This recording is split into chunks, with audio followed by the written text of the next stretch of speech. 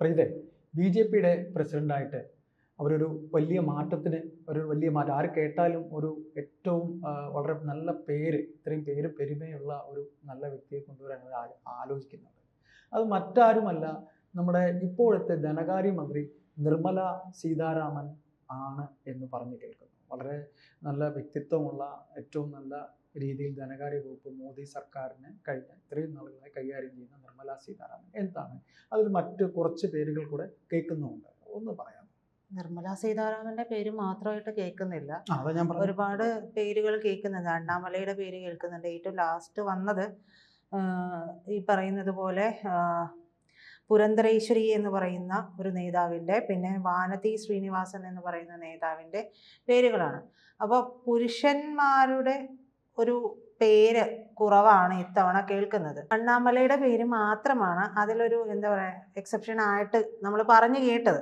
അതല്ലാതെ മറ്റാരുടെയെങ്കിലും ഒരു പേര് എന്ന് പറയാനായിട്ട് സാധ്യത കുറവാണ്. കാരണം ഇത്തവണ ഒരു തീരുമാനം വന്നിരിക്കുന്നത് വനിതാ പ്രസിഡന്റ് ആയിരിക്കണം എന്നുള്ള ഒരു തീരുമാനം ഉണ്ട്. ആ തീരുമാനം എടുത്തിരിക്കുന്നത് RSS തന്നെയാണ്. RSSന്റെ നിർദ്ദേശമാണ് ഇനി വരുന്നത് ഒരു വനിതാ ദേശീയ അധ്യക്ഷൻ. അത് നമ്മൾ തുടക്കത്തിൽ പറഞ്ഞില്ല, പ്രസിഡന്റ് എന്ന് ചേട്ടൻ പറഞ്ഞുവെങ്കിലും ദേശീയ അധ്യക്ഷന്റെ കാര്യമാണ് നമ്മൾ സംസാരിച്ചത്.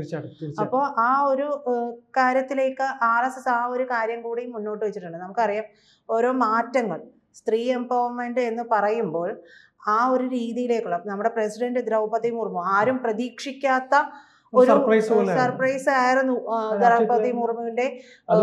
പിന്നോക്ക സമുദായക്കാരിയുടെ അല്ലേ? അതാണ് അതും പറയേണ്ടതാണ്. പക്ഷെ ആ ഒരു സ്ഥാനത്തേക്ക് അങ്ങനെ ഒരു വിഭാഗത്തിൽ നിന്ന് ഒരാളെ കൊണ്ടുവരാനുള്ള ഒരു ആർജവം കൂടി കാണിക്കുന്നുണ്ട്. പറയുമ്പോൾ പേരും പെരുമയും മാത്രമുള്ള ആളല്ല.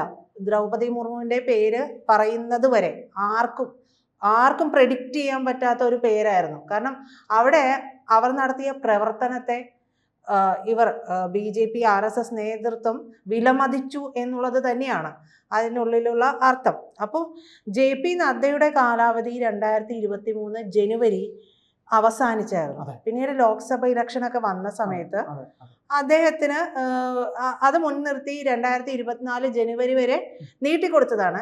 നിലവിലും തുടരുകയാണ്. അപ്പൊ ഇതിലൊരു കാലതാമസം വന്ന സമയം കൊണ്ടാണ് അദ്ദേഹം തുടർന്നത്. അപ്പൊ ഇത് എങ്ങനെ ആയിരിക്കണം, ഈ പ്രസിഡന്റ് തിരഞ്ഞെടുപ്പ്, അധ്യക്ഷ തിരഞ്ഞെടുപ്പ് എങ്ങനെ ആയിരിക്കണം എന്നുള്ളതിലൊരു മാർഗരേഖ വരാൻ വൈകിയോ എന്നുള്ളത് കൂടി നമ്മൾ ചിന്തിക്കേണ്ടതുണ്ട്.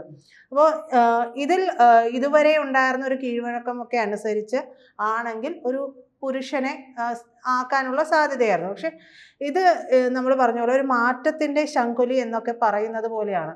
ഒരു ദേശീയ പ്രസ്ഥാനത്തിൻ്റെ ലീഡറായിട്ട് ഒരു സ്ത്രീയെ തന്നെ അവരോധിക്കുക എന്നുള്ളത്. അപ്പോൾ ഇതിൽ പറഞ്ഞു കേട്ട ഒരു പേര് ചേട്ടൻ പറഞ്ഞ പോലെ നിർമ്മല സീതാരാമൻ്റെ പേരുണ്ട്. നിർമ്മല സീതാരാമൻ ഈ കഴിഞ്ഞിടക്ക് നദ്ദയുമായിട്ടും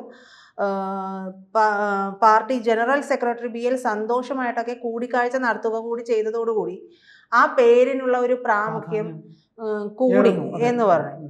അപ്പോൾ ഇതിനു മുമ്പ് ഈ പറഞ്ഞ പോലെ ഇന്ദിരാഗാന്ധിയുടെ ഒക്കെ പേര് കോൺഗ്രസുമായി ബന്ധപ്പെട്ടൊക്കെ പറഞ്ഞു കേട്ടു, അങ്ങനെ ഉണ്ടായിരുന്നുവെങ്കിലും പക്ഷെ ഈ ഒരു തലത്തിൽ, ഈ ഒരു കാലഘട്ടത്തിലേക്ക് വരുമ്പോൾ അതുമായി ബന്ധപ്പെട്ടിട്ടുള്ള ഒരു എന്താ പറയുക, അതുമായി ബന്ധപ്പെട്ട് ശരിക്കും ശക്തമാക്കുക പ്രസ്ഥാനത്തെ എന്നുള്ളത് വെച്ച് വളരെ ലോജിക്കലായി ചിന്തിച്ചിട്ടുണ്ടെങ്കിൽ നിർമ്മല സീതാരാമന് അവിടെ സാധ്യതയുണ്ട്.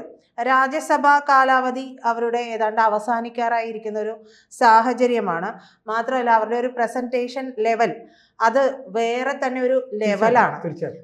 അത് മാത്രമല്ല പല കാര്യങ്ങൾക്കും നമ്മൾ പറയാറുണ്ട് S ജയശങ്കറിന്റെ മറുപടി അതുപോലെയാണ്, ഉരുളക്കുപ്പേരി പോലെ വിത്ത് ഫാക്ട്സ് വെച്ചിട്ടാണ് ഇവർ നിർമ്മല സീതാരാമൻ ഈ ഒരു കാര്യം അവതരിപ്പിക്കുകയൊക്കെ ചെയ്യുന്നത്.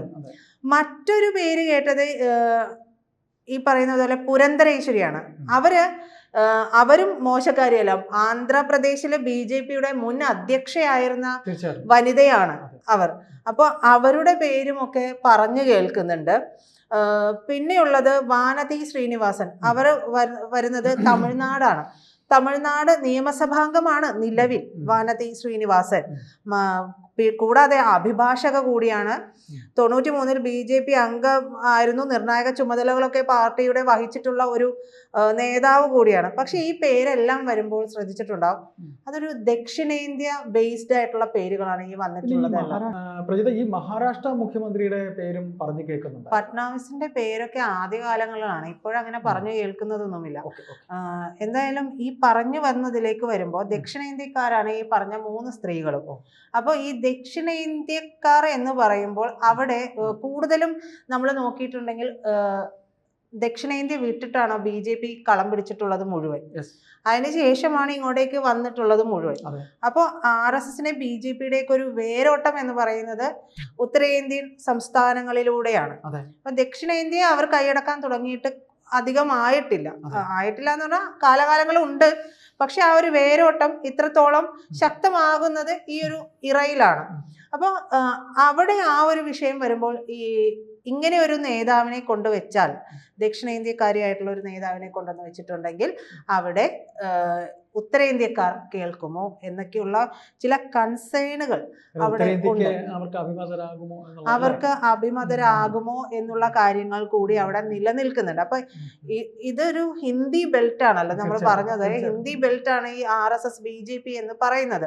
അപ്പൊ അവിടെ സ്വാധീനം എത്രത്തോളം ചെലുത്താനാകും എന്നുള്ളൊരു ചിന്ത കൂടി ഈ നേതൃത്വത്തിനുണ്ട്, ഇപ്പോഴുള്ള നേതൃത്വത്തിനുണ്ട്. ഈ പറയുന്ന സ്ത്രീകളുടെ പേര് പറയുമ്പോൾ അതിനിടയിൽ മറ്റൊരു വാർത്ത കൂടി വന്നിരുന്നു.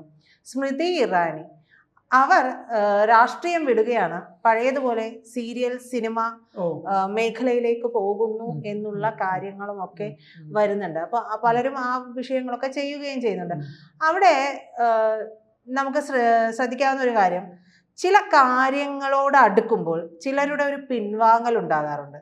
പിന്നീട് നമ്മൾ അവരുടെ പേര് കേൾക്കുന്നത് എന്താണോ ആ നിർണായകമായിട്ടുള്ള ഒരു തീരുമാനം, ആ തീരുമാനത്തോട് ചേർത്തിട്ടാണ്. സ്മൃതി ഇറാനിയുടെ വരവ് ആ മേഖലയിൽ നിന്നായിരുന്നുവെങ്കിലും ഇപ്പോഴവർ അതിലേക്ക് പോകുമോ എന്നുള്ളതൊക്കെ സംശയാസ്പദമാണ്. കാരണം അവരൊരു എന്താ പറയാ, റായ്ബറേലിയിലും ഒക്കെ എന്താ പറയാ, അവരുടെ ഒരു വിജയവും അവരുടെ ഒരു പ്രസൻസ്, അവരുടെ കാര്യങ്ങൾ അവതരിപ്പിക്കാനുള്ള കഴിവ്, അങ്ങനെ ഒരുപാട് കഴിവുകളുള്ള നേതാവ് തന്നെയാണ്. അപ്പം ഒരുപാട് ട്രോളുകളും കാര്യങ്ങളും ഒക്കെ വന്നു എന്ന് പറഞ്ഞാലും ഈ ട്രോളുകളെല്ലാം എന്നും BJP ബൂമറാങ്ങാക്കി ഉപയോഗിച്ചിട്ടുണ്ട്. അതായത് അവരെ ട്രോൾ ചെയ്യാലും അത് അവരുടെ ഗുണത്തിനായിട്ട് ഭവിച്ചിട്ടേ ഉള്ളൂ.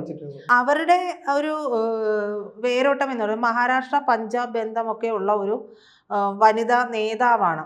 മാത്രമല്ല സ്മൃതി ഇറാനി എന്ന് പറയുമ്പോൾ വളരെ സെക്യുലർ ആയിട്ട് ഒരു മതനിരപേക്ഷ അധ്യക്ഷ എന്നുള്ള രീതിയിലേക്കൊക്കെ കാര്യങ്ങൾ പോവുകയും ചെയ്യും. പണ്ട് MP മന്ത്രിയും ഒക്കെ ആയിരുന്ന, സജീവ രാഷ്ട്രീയത്തിൽ ഉണ്ടായിരുന്ന ഒരു വ്യക്തിയാണ്.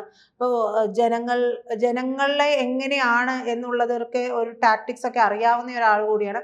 ഈ പറയുന്ന നേതാക്കൾ അല്ല എന്നുള്ളതല്ല ആ പറയുന്നതിൻ്റെ അർത്ഥം. അതായത് ഇവര് ഈ പറയുന്ന ഹിന്ദി ബെൽറ്റിലേക്ക് ഒരാളെ ചൂസ് ചെയ്യുമ്പോൾ ആ ചൂസ് ചെയ്യുന്നത് എങ്ങനെ ആയിരിക്കാം എന്നുള്ളതാണ് നമ്മൾ പറഞ്ഞുകൊണ്ടിരിക്കുന്നത്. അങ്ങനെ വരുമ്പോൾ സ്മൃതി ഇറാനിയെ ഇപ്പോൾ കാണാനില്ല എന്നുള്ളൊരു വേർഷനും, സ്മൃതി ഇറാനി രാഷ്ട്രീയം വിടുന്നു, സിനിമയിലേക്കോ സീരിയലിലേക്കോ പോകുന്നു എന്നുള്ളതിനേക്കാൾ കൂടുതൽ നമുക്ക് ചേർത്ത് വെച്ച് വായിക്കാൻ കഴിയുന്നത് വരുന്ന പ്രസിഡന്റ് എന്ന് പറയുന്നത്, അധ്യക്ഷ എന്ന് പറയുന്നത് സ്മൃതി ഇറാനി ആയിക്കൂടെ എന്നുള്ളതുണ്ട്.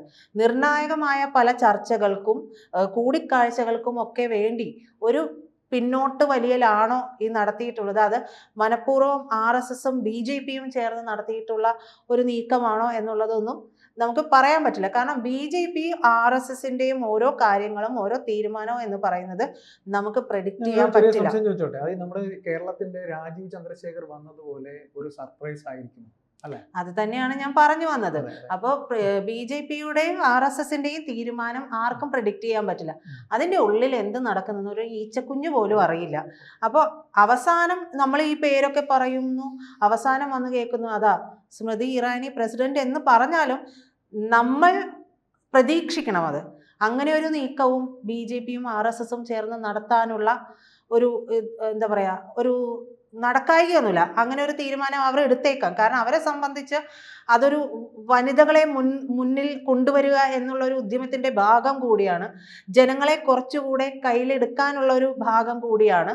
അങ്ങനെയുള്ള കാര്യങ്ങളെല്ലാം ഉണ്ട്. ഇനി വരുന്നത് ഒരു രാഷ്ട്രം ഒരു തിരഞ്ഞെടുപ്പിലേക്ക് ഏക സിവിൽ കോഡൊക്കെ പൂർണ്ണമായി നടപ്പാക്കാനുള്ളതാണ്. അപ്പോൾ അതെല്ലാം മുൻനിർത്തി ജനങ്ങളിലേക്ക് ഇറങ്ങിച്ചെന്ന് ഇത് എങ്ങനെയെല്ലാം കൺവേ ചെയ്യാൻ പറ്റും, അതിനൊരു ഹിന്ദി ബെൽറ്റിന്റെ കൂടി പിന്തുണയുള്ളവരാണ്, എല്ലാവർക്കും സ്വീകാര്യമായ ഒരാളാണ് സ്മൃതി ഇറാനി എന്ന് പറയുന്നത്. അപ്പോൾ അങ്ങനെ ഒരാളെ ചൂസ് ചെയ്താൽ എന്താ എന്ന് RSSO BJPയോ തീരുമാനിച്ചാൽ, അങ്ങനെ ഒരു തീരുമാനം വന്നാൽ അതിൽ അതിശയിക്കേണ്ടതില്ല എന്നാണ് എനിക്ക് തോന്നുന്നത്. ഇങ്ങനെയുള്ള കാര്യങ്ങളും കൂടിയുണ്ട്. കാരണം പലപ്പോഴും നമ്മൾ പറഞ്ഞു കേട്ട പേരല്ല, ചേട്ടൻ ഇപ്പോൾ പറഞ്ഞ പോലെ രാജീവ് ചന്ദ്രശേഖറിന്റെ പേര് ആരും പ്രതീക്ഷിക്കാത്തതാണ്. വളരെ ചുരുക്കം ആളുകൾ മാത്രമാണ് ആ ഒരു പ്രഡിക്ഷൻ നടത്തിയിട്ടുണ്ടായിരുന്നുള്ളൂ. എന്തായാലും ഇതും അങ്ങനെ തന്നെ ആയിരിക്കാം, മേ ബി ഇതായിരിക്കാം എന്നുള്ളത് തോന്നുന്നത്. അതെ.